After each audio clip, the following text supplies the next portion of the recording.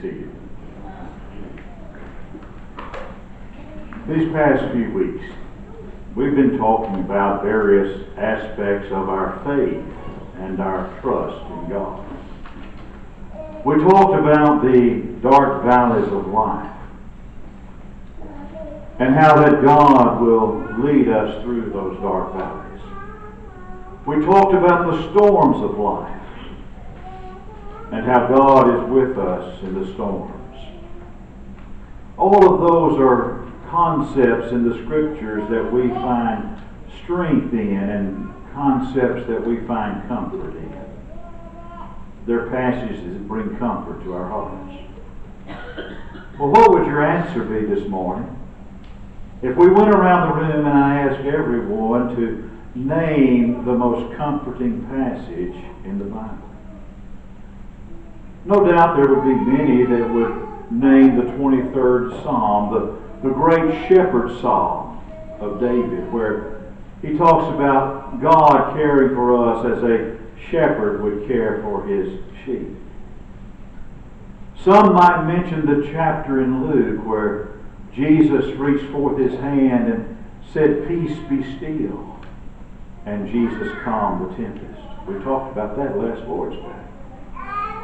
Others would no doubt mention Romans chapter 8, where Paul wrote, "All things work together for good to them that love God, to them that are the called according to his purpose." And then no doubt there would be many that would select John chapter 14. And yet when selecting John chapter 14, most everyone would choose the first 4 verses, where Jesus said, "Let not your hearts be troubled. You believe in God, believe also in me. In my Father's house are many mansions, and if it were not so, I would have told you. I go to prepare a place for you, and if I go and prepare a place for you, I'll come again and receive you unto myself, that where I am, there you might be also." Because when we read those passages, and we think about Jesus going back to the Father and preparing a home for us, those verses bring comfort to us when we've lost loved ones. They've been selected many, many times as the final words said over someone in the setting of a funeral or a memorial service. This morning, I want us to look at John chapter 14, but I want us to focus primarily on the very first verse, and only the very first verse. Because John chapter 14 and verse 1 is where Jesus gives us the cure for a troubled heart. Because Jesus tells his disciples, "Let not your heart be troubled. You believe in God, believe also in me." There it is. The cure for a troubled heart. The cure for trouble is faith in God and in his Son, Jesus Christ. Have you ever had one of those days when it just seems like everything goes wrong? One of those days where no matter how hard you try, everything you do seems to just backfire. One of those days when the harder you try, the worse it gets. Every one of us has had one of those days. Some of us have had more than one of those days in our life. I want to share a story that I think illustrates that principle quite well. It seems there was a lady one day who was in a rather large airport, and we've all read and heard horror stories of airports, and some of us have even experienced them. And this lady in this large airport had a layover for a connecting flight.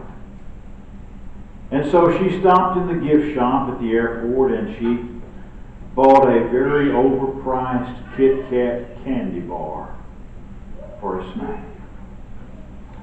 The waiting area is very, very crowded, but she spotted an empty seat at the end of one of the rows. So she rushed down there to get that seat and leaned her hang-up bag against the seat. And then she took her purse and she took several small items and set them on the table next to her, next to her seat.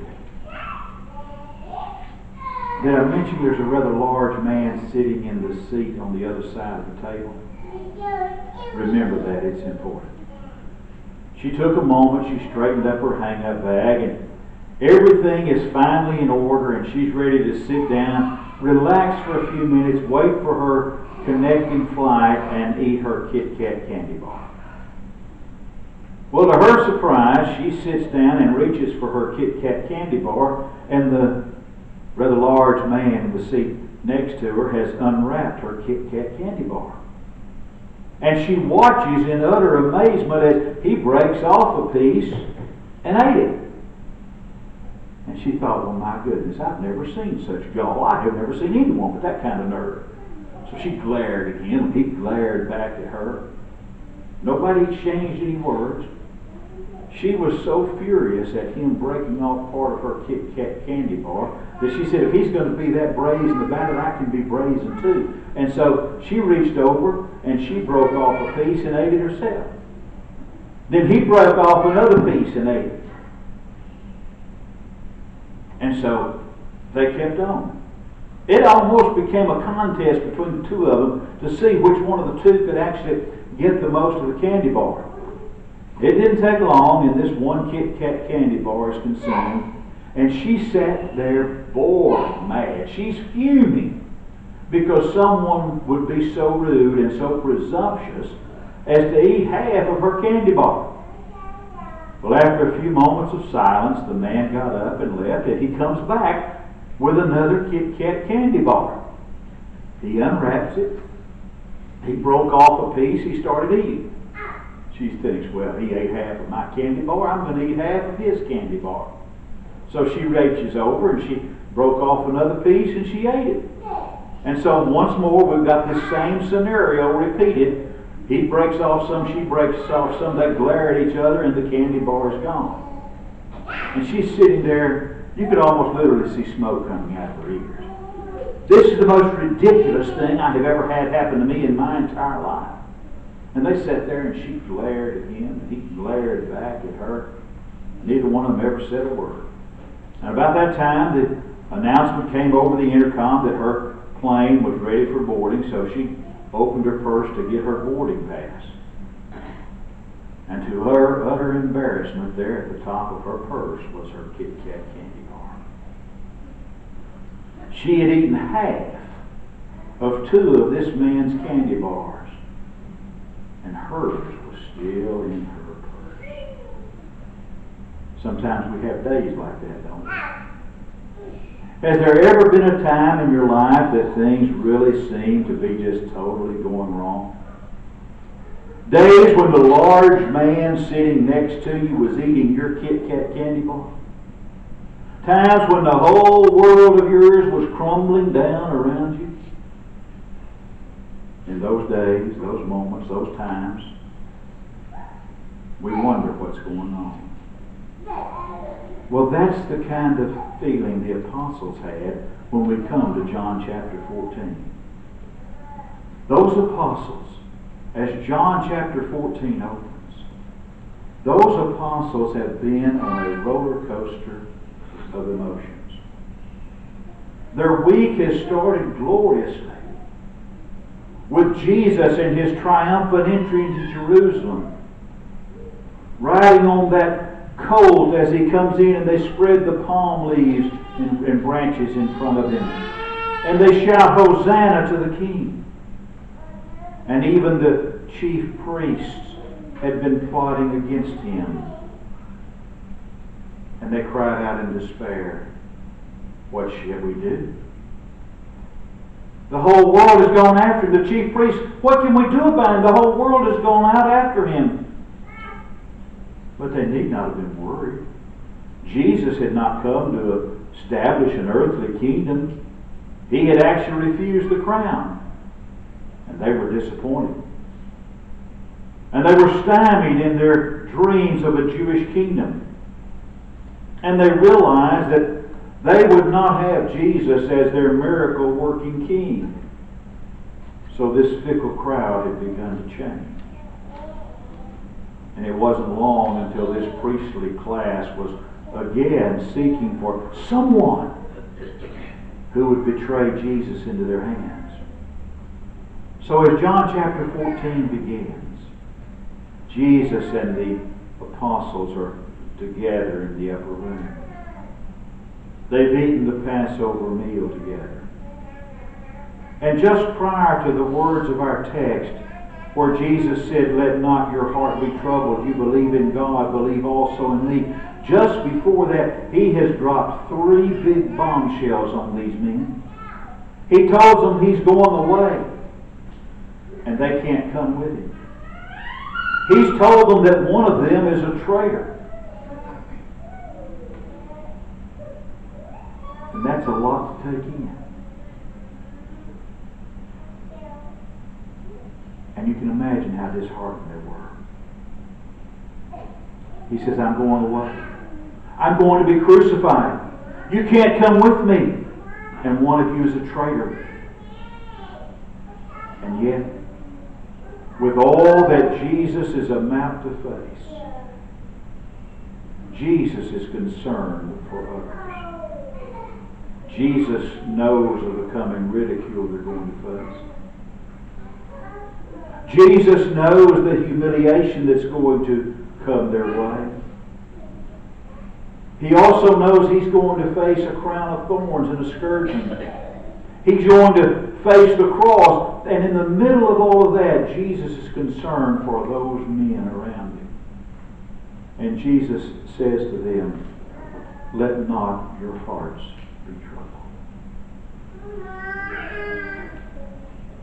Jesus knows when we are sad.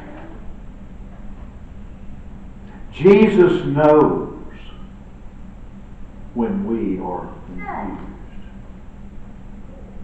Jesus knows when we're mad. And He knows when we're depressed. And He knows when we're in despair. And yes, Jesus knows when we are troubled. Here in this passage, Jesus gives us the remedy. He gives us the cure for troubled hearts and troubled lives anywhere and everywhere that they exist. Whether the plague may be from sin or bludgeoning sorrow, Jesus comes to us with His adequate remedy. And that remedy is Jesus Himself. To the one who may suffer loss. To that man or that woman who's about to collapse under the weight of their load. Jesus comes. And Jesus comes with His inspiring, revealing, uplifting, all-sufficient power. When our hearts are troubled, what is the answer for a troubled heart? One answer, it's an answer that a lot of people turn to, is despair. No cure, no help, undone, overborne, finished. That's the answer of despair. And that was the answer of Job, if you recall. Wave after wave after wave of trouble had risen over that old man. He had had 7,000 sheep, 3,000 camels, 500 yoke of oxen, 500 female donkeys, and all of his possessions were gone. He had a great household of servants, and they were all taken away. He had 7 sons and 3 daughters, and they were all dead. He was covered in boils from the top of his head to the sole of his foot. His health was completely gone. His former friends had deserted him because instead of being sympathetic onlookers and sympathizers with Job, they had become cynical, carping critics of Job. And his own wife said, "Job, it's not worth it. Job, give it up. Curse God and die." That, my friends, is the answer of despair. And the great tragedy is that there are some folks in our world who are prone to accept that answer to the trials and to the pain of life. Then there's another quite common cure that some people turn to, and that is Stoicism. What is that? What is the doctrine of Stoicism? That doctrine states that you are to seal your heart against all feeling. But put it away. Put all feeling away. Deaden your heart. Deaden your sensibilities. Deaden your emotions. Refuse to ever give vent to tears or emotion, and turn away completely from any feeling that you might have. The doctrine of Stoicism is deplorable as the suggested remedy for a troubled heart. Then there's another proposal that some have for a broken and troubled heart, and that is denial. Denial boldly declares, there's not any trouble. There's not any sin. There's not any suffering. There's not any pain. There's not any death. Doesn't exist. All of it's a bad thought. Forget about it. Well, the problem is that's a false philosophy. It's like the old proverbial ostrich putting its head in the sand, being afraid to face the facts of life. So instead of despair and stoicism and denial, we have Jesus coming. And Jesus tells us, not your heart be troubled. Have you ever thought about our world today? This world that you and I inhabit, how tense, how nervous, how worried some people are in our day and time. Right now, at this very moment, in this place, you know in your heart, God did not intend for us to live that way. We are not made for that sort of struggle for existence. It's against every law of nature, and it's against every law of hell, and it's against every law of God. The essence and core of Christianity is trust in God.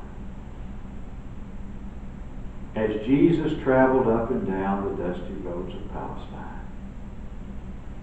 Jesus was constantly amazed that humanity did not really trust the Heavenly Father. We hear him say things like, "Why are you afraid?" We hear him say how little you trust God. We hear him ask, "Why are you so fearful?" We hear him question, "Why is it that you have no faith?" By every gentle word, by every act of compassion, Jesus was trying to show men and women that God is not only all-powerful, but God is also all-loving. And God is nearer to each of us than any of us know.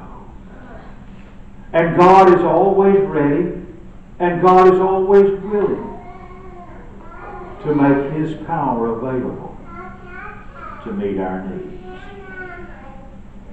Think of that night in the upper room. Think of those that Jesus was talking to that night. They had been his closest companions for almost 3 years. Those men in that room had walked up and down the roads of Palestine with Jesus. They had been with Jesus. They had seen him raise the dead and heal the sick. They were there when he turned water to wine and fed the multitudes of people. And to those men, Jesus said, "Let not your hearts be troubled." And then he told them why. You believe in God. Believe also in me. Maybe, just maybe, that's our problem. We have never really become personally acquainted with Jesus. We know about Jesus. We know all the good things that Jesus did. We know that he was born in Bethlehem's manger. We know all the miracles that he performed. We know the blind eyes he opened, the deaf ears he unstopped, the lame feet and legs that he made to walk. We know all about him. But we don't really know Jesus Christ. Write this down. It's important. It's on your final exam. God did not design us for tension and worry. God designed us for happiness and joy. God created us for peace and for joy. And it is God's will for us that life should be free and lived to the utmost for his glory. What are your fears this morning? What are you most afraid of this morning? Ghoulies and ghosties and long-legged beasties and things that go bump in the night? Maybe. What is it that's your biggest fear today? Whatever your biggest fear is, whatever your biggest trouble is, take those troubles to Jesus. Give them to Jesus. Because Jesus tells us not to be troubled. We sing about it quite often. Are you weary? Are you heavy-hearted? Tell it to Jesus. But how often do we really do that? Jesus Christ is the only way out of trouble. Jesus is the only way out of perplexity, sorrow, and the black night of sin and selfishness. Jesus bore the weight and the guilt of our sins, mine and yours, in his own body on the cross. Jesus came to this world as the remedy for sin. Thou shalt call his name Jesus, for he shall save his people from their sins. That was what an angel said to a young Jewish girl by the name of Mary so many, many years ago. Jesus is the victor, and Jesus is the conqueror over the unspeakable tragedy of sin. When you give your life to Jesus, when you truly make Jesus Christ the Lord and Master of all of your life, he'll bear your burdens. When Jesus is Lord and Master of all of your life, not just part of your life, but all of your life, then your heart will not be troubled. Is he? Is Jesus Lord and Master of all of your life? this morning? Have you ever fully surrendered your stubborn human will to the will of Jesus Christ? Not just nominally, not just in the Word, but down deep inside, down in your heart of hearts. Have you ever fully, completely surrendered your will to the will of Jesus?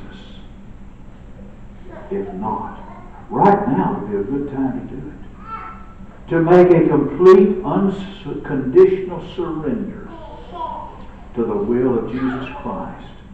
To live a life of obedience to all that He's commanded. We'd like to help you do that. It's your opportunity to let us as we stand.